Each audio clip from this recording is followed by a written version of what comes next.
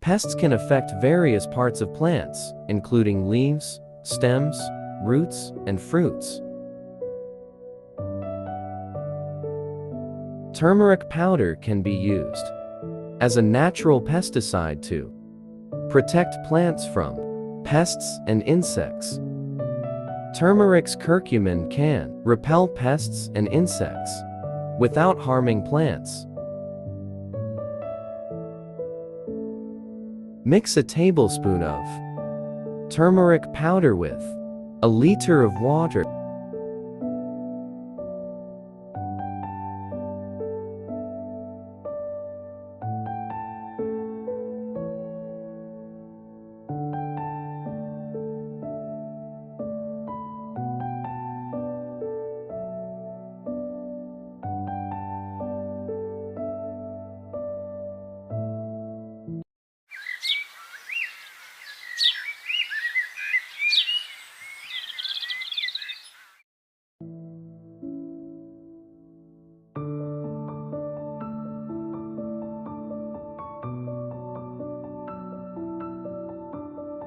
Turmeric can improve soil health by promoting the growth of beneficial microorganisms in the soil.